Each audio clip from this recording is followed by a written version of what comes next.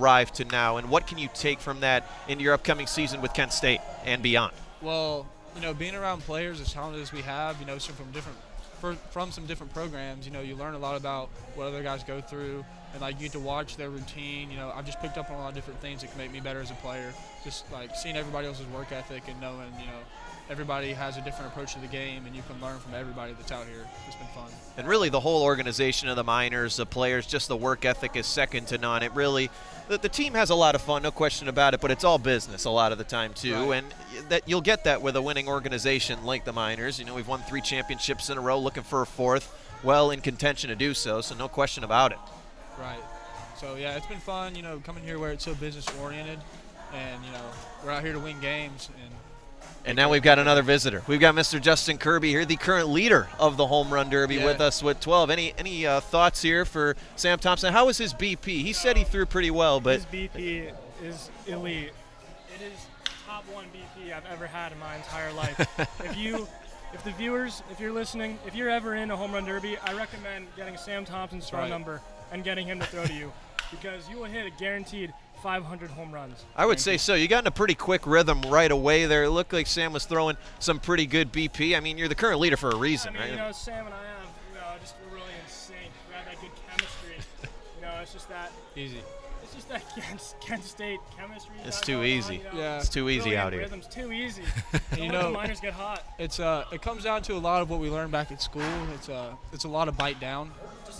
Honestly, and the viewers might be asking, what does bite down mean? I actually don't know what it means too, so can you please explain that to me? It's grit. Bite down is grit. Okay. There's a lot of stories I can tell you about what bite down is. Essentially, it's grit. It's grit. Okay. That's all you need. Okay, so thoughts going into the final round.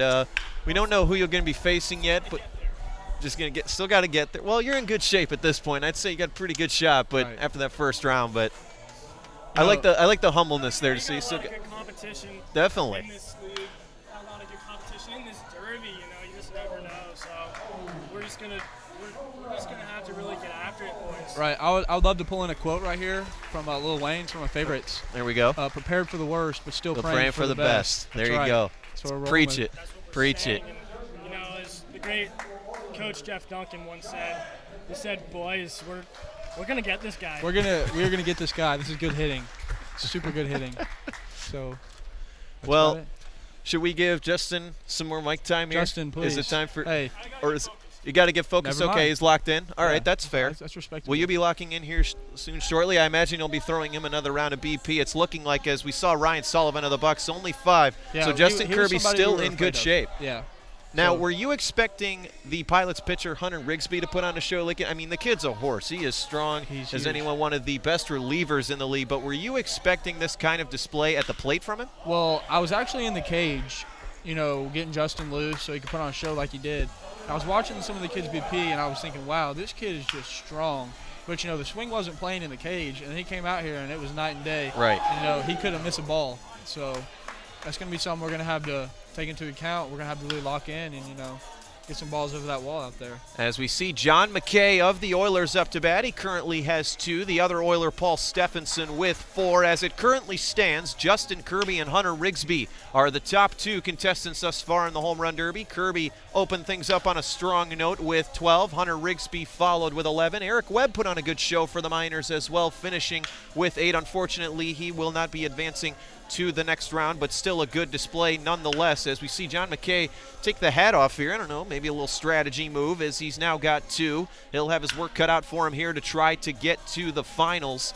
As Sam, how would you compare college baseball so far to, let's say, the Summer League, your experience at Kent? What are some of the pros of college baseball, some of the more fun things about it, as well as some of the other things that aren't quite as enjoyable? You got to do them, but they're just not quite as fun as some of the highlights. I mean, there's definitely a lot of preparation and work that comes during the off season that a lot of people don't see, or some incoming freshmen like myself didn't expect. But once you go through it, it gives you a greater appreciation for what you're doing. And I wouldn't say there's really any cons, because we all feel so fortunate to be doing what we're doing. It's a huge privilege. Not a lot of guys get to do it. So getting to compete on that stage, be a part of a family like we all do, it's really a huge honor. It's something you really enjoy day in and day out. No question about it. And Are you looking forward to be going back to school? I mean, I know Alaska's been a lot of fun for everybody. I think I speak for everybody when I say that we've enjoyed our time as members of the Mat-Su Miners, both as broadcasters and as players. But what are you looking forward to the most about going back to Kent State? Well, back at Kent State, we have a good history of winning a lot of baseball games. Definitely. You know, it's a huge family environment there. All the guys are super fun. So, hey, thanks, Pete. Shout out Pete Christopher. There we go. We got the GM right there, the head honcho himself. But yeah, so it's a really fun environment at Kent State. So like, it's just something, you know, we enjoy it while we're here. You know, getting to be with a great group of guys. But we know when we go back, we got the same thing waiting for us. We'll get back to work.